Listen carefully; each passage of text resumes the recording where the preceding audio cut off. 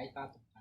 Avvalambor assalomu alaykum. Hurmatli YouTube kanalimizni kuzatib boruvchilar, bizni kanalimizda mehmonlar, hammalaringni kelayotgan hayit ayyomi bilan tabriklayman.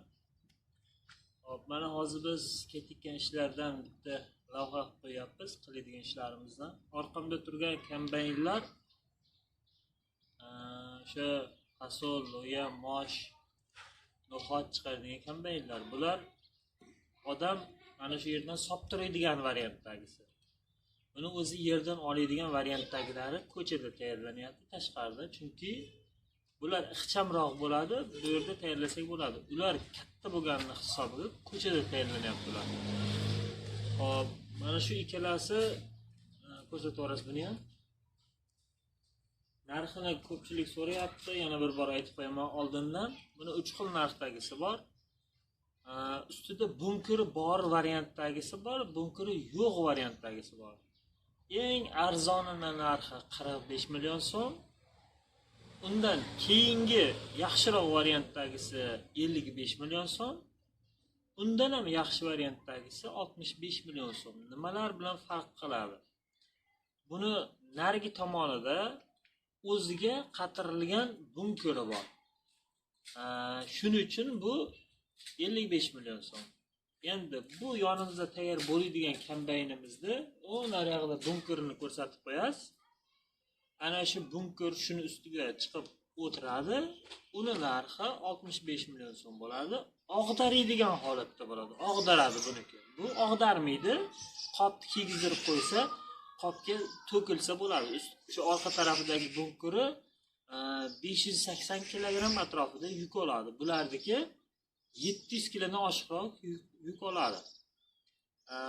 Xo'p, buni ichidagi setkalarni biz bolt heykali qilamiz. Setkalari masalan moshga hozirgi holatda buni setkasi to'g'ri kelmaydi. Kimlardir svorka qilib, kimlardir boshqa qiladi. Biz bolt heykali qilamiz. Ertadan keyin siz yana buni olib tashlab turib almashtiradigan holatingiz bo'ladi. Ko'pchilik shunaqangaligi mosh chiqaradimi, yo'qmi, no'xat chiqaradimi, yo'qmi deb so'raganlar uchun shu narsa foydali. Videoni o'tkazmasdan ko'ringlar, o'tkazdirib ko'rsalaring, men gapirgan narsani menga telefon qilib turib yana so'raysizlar. O'sha videoni to'liq ko'rsalaring, shu narsani hammasini men aytib o'tib ketaman. Narxini ham telefon qilib so'raysizlar, boshqani so'raysizlar, chiqaradimi, nima o'zi deb so'raysizlar. Videoni to'liq ko'rsalaring, hammasi tushunarli bo'ladi. Baloni yakka balon bo'ladi. 45 millionlik ham, 55 millionlik ham, 65 millionlik ham. Endi buni oldida jatkasi borini 3 xil narxdagisi bor. 9 ming, 11 ming, 13 ming dollar. Ular nimada farq qiladi degan bo'lsangiz, 9 ming dollarligidagi farqi baloni yakka balon bo'ladi. Jatkasi yonboshda bo'ladi. 1 metr 1.20 sm 1.20 shu metrda 1 metr 20 santimetr jatkasi bo'ladi. Bunkeri xuddi shunikida bo'ladi. Og'darmaydigan holatda bo'ladi. Endi 11 ming dollarliklardagi qush balon bo'ladi. Jatkasi 1.30 bo'ladi. Ustidagi bunkeri og'daradigan bo'ladi. Tagida elevatorlari tozaroq eladigan holatda bo'ladi. Keyin 13 ming dollarligi qanaqa bo'ladi? Unda xuddi shu narsalar bo'ladi, faqat uni jatkasi oldida bo'ladi. Jatkasining uzunligi 1.60 bo'ladi. 1 metr 60 santimetr jatkani kengligi bo'ladi. Faqat shu jatkani o'ziga qo'shiladimi degan savol bo'lsa, uni mehnatiga ko'proq qo'shiladi. Chunki uni materiali bir amallab qilish mumkin, lekin material jihatdan unga ko'proq pul ketadi, ko'proq sarmoya ketadi. Keyin uni mehnati eng qiyini mana bu oldidagi traktorga o'laydigan prismoy joylari baquvvatroq bo'lishi kerak. Shuning uchun mehnati ko'p bo'ladi. Mana bu tagidan yaxshilab svorka olib chiqib kelinadi. Silindri unda ko'proq bo'ladi. Bunda kam bo'ladigan bo'lsa, unda ko'proq bo'ladi. Shu jihatlardan narxlarda farq bo'ladi. Keyin bizning kanalimizda har xil gaplar nima ustakalardan endi menimcha chiqyapti bu gap. Haligi bir birovda nimasini to'lamoqchi bo'lyapti. Mayli, unaqalarga biz parvo qilmaymiz. Chunki biz havas qilyapmiz, kimgadir havas qilyapmizki, shu narsalarga mana ishimiz yurishib, Xudo beryapti. Bizga hasad qiladiganlarga biz hech nima demaymiz ham, shunchaki bloklab qo'yaveramiz, ular qolaveradi, orqada gapirib qolaveradi. Endi mana o'qlarimiz tayyor bo'lyapti, hozir ko'rsatib qo'yamiz. O'sha o'qimiz bo'lyapti hozir. Endi bu yerda mana yani ikkita o'qimiz turibdi, ikkita kombaynimniki. Oldinlarni bir ko'rsatib qo'yasiz kombaynimizni. Mana yonboshdagi bunker degani, mana yonboshli bunkeri. Ko'tariladi, ochiladi, shu to'kiladi. Sotib qo'ysangiz yopiladi. To'g'richa. Mana bu narsani keyin sizlarga bitta narsa aytib qo'yay, menga qarating. Hech ham narsani arzoni uchmaylar. Faqatgina o'sha yaxshi sifatli, qimmatroq bo'lsa ham yaxshirog'ini olaveringlar. Bizda masalan bizni yashaydigan stanovlarimiz ham qimmatroq boshqalarga nisbatan. Ba'zi birlari arzonroq. Hammada shunday. Mana shu narsani biz deylik 8 million so'mdan oshiqroqqa tushdi bizga. Metalda zo'r kesyapti. Firmenli narsa. Buni $300 ham bor ekan. Men sizlarga bitta narsani ko'rsatib qo'yay. Bakinglar.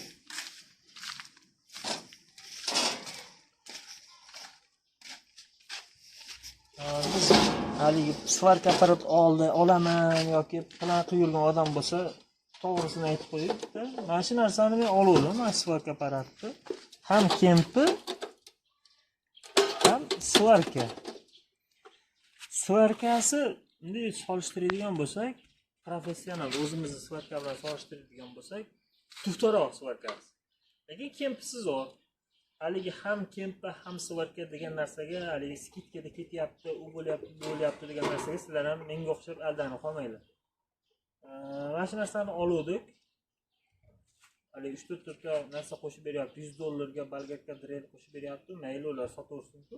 Biz ham shunaqa ishonib oldik. Mana kempisi zo'r, haqiqatda zo'r kuyadi kempisi. Faqat 1 kiloli sim qo'yiladi ekan xolos. U simini narxi bir donasi 85 ming so'm, 80 ming so'm atrofida ekan. Endi o'zimizni hisob-kitobga oladigan bo'lsak, bir pachka elektrod bilan 1 kiloli simni solishtirsangiz bo'ladi. Bir pachka elektrodingiz 5 kilo, buni 1 kiloli simi endi 1 kilo. Bunday olib qaraganda ikkovini 5 kilodan solishtiradigan bo'lsak, buni 350 ming so'm bo'lyapti. 400 ming so'm, pasti 80 ming 400 ming so'm bo'lyapti. Unga bir pachka elektrod puliga bu xullas shunaqa. Yana nima bo'lib qolyapti? Buni bir donasini puliga bir pachka elektrod beradi. Pul jihatdan solishtiradigan bo'lsangiz, buniki ancha qimmatga tushib ketadi sizga. Svarkasi keladigan bo'lsa, mana bahokinga svarkasi yaxshi. Ishlari yaxshi-ku.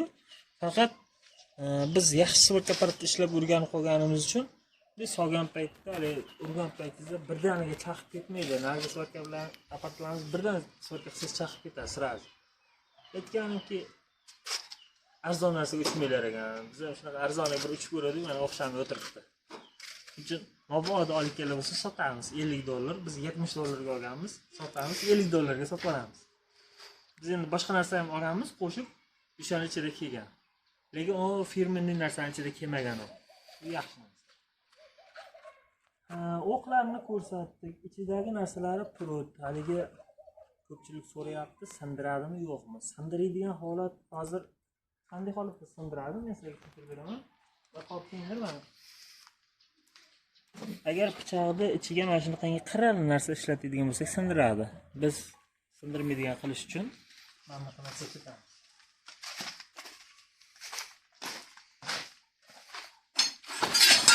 Mana o'sha kombaynimiz ichiga ketadigan purut shu. Bu sindirmaydi. To'g'ri qo'yilsa sindirmaydi. Noto'g'ri qo'yilsa ham sindiradi. Hamma narsa o'zini sirasiroli bo'lgandek.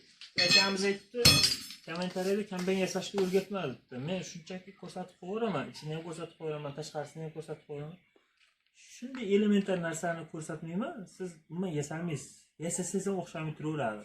Chunki hamma narsani siri bor, o'zini shu yillar davomida erishilgan tajribasi bor. ming zo'r bo'lsa usti bo'lsa ham elementar narsasini ko'rib qolmaydigan bo'lsa u nima qilinmaydi, yasalmaydi. O'xshamay turadi, yasaveradi. Shu kombaynda shunday holatda yasab qo'yiladi, lekin ish bermay turaveradi. Hop, mana nimalarimizni ko'rsatib qo'yamiz. Lentalarimiz tayyor bo'lyapti. Lentamiz ichidagi ko'vushlar qanaqa bo'ladi? Ko'vushni ham ko'rsatib qo'yaman men. Mana bu ichiga qo'yiladigan kovushchalar. Plastmassa ham qo'ysa bo'ladi, temirdan ham qo'ysa bo'ladi. Biz zavodskiy stilda ishlaganimiz uchun zavodlarda shunaqangi narsaga temirdan qo'yilgani uchun biz ham temirdan qo'yamiz.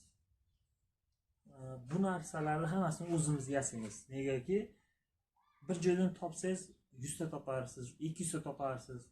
Bizga 1000 ta, 1,5 ming ta, 2000 ta ketadigan narsa bo'lsa, qayerdan uni izlab topamiz, qachongacha uni izlab yuramiz. Shuning uchun biz har doim o'zimiz yasash uchun nima qilamiz, harakat qilamiz. Xudo xolasa endi bu joylarga mana shu ko'rsatgan sexlaringga niyat qilib turibmiz, yaxshi niyatda bitta lista gip bilan lazerni stanoga olishni plan qilib turibmiz. Ular ham endi hisob-kitob bo'yicha shu 40 ming dollarga yaqin bo'lib qoladi ekan. Xudo xolasa shu yil oxirigacha nasib qilsa bitta chiroyli qilib shetga seximizga qo'yamiz. Xo'p, yana ko'rsatib qo'yamiz. Qiladigan ishlarim hozircha shular. Ko'chada ishlab ketyapti, ko'chada kombaynlarni ochib ko'rsatsak ham shu kombayn shu turish faqat ko'rinish boshqacharoq bo'ladi xolos. Endi har kimga qaysi biridan ma'qul bo'ladigan bo'lsa zakaz beramiz. Keyin mana to'g'ri maslahat berib qo'yib, samarqandliklar kuniga kamida 5-6 tasi telefon qiladi, kombayn so'raydi, qanaqasini olsam bo'ladi. Akalar, to'g'ri tushuninglar, hozir sizlarga tayyorlaydigan kombaynlarning hammasi oldida o'zi yerdan oladigan. 3 tasi o'zi yerdan oladigan tayyorlanyapti, bittasi yerdan olmaydigan. Shuning uchun o'zlaring bilib qo'yinglar. Sizlarga aytayapman, mana masalan men Samarqandga sotadigan bo'lsam, siz ham Samarqanddasiz. 3 tasi olib tursa, bittasi olmaydigan bo'lsa, hop, uchovi ham bitta hududga borib qolsa, agar yerdan olmaydiganga nisbatan yerdan oladiganning klienti ko'proq bo'ladi. Chunki ishchi mehnati qimmat hozirgi kunda. Oddiy usta bo'lsa ham, boshqa bo'lsa ham hammasining mehnati qimmat bo'lgani uchun yerdan oladiganiga odamlar qiziqadi. Shuning uchun qimmatroq bo'lsa ham ertadan keyin afsus qilib qolmang, ertadan keyin yarim pulga ham sotolmasdan o'tirmang degan maqsadda sizlarga buni aytib qo'yapman. Qimmatroq bo'lsa ham, hech bo'lmasa o'sha 9000 dollarlik bo'lsa ham yerdan oladiganini olgangiz ma'qul. Boshqasiga 300 yetmasa ham. Ha, o'sha 9000 dollarlik ham shu ishni qiladi. Faqatgina endi sal qulayliklari kam bo'ladi, xolos. Bu videomizda faqat gap bo'lib qolyapti. Endi to'g'ri tushuntirish kerak, hammasini to'g'ri qabul qilasizlar degan umiddamiz. Endi kimdir chiqib aqlli qilyapsan deyishi ham mumkin. Unaqa odamlar ham bor. Yo'q emas, bizning kanalimizda bor. Ko'rib turibdi, kuzatib turibdi. Salom deb qo'yamiz ularga.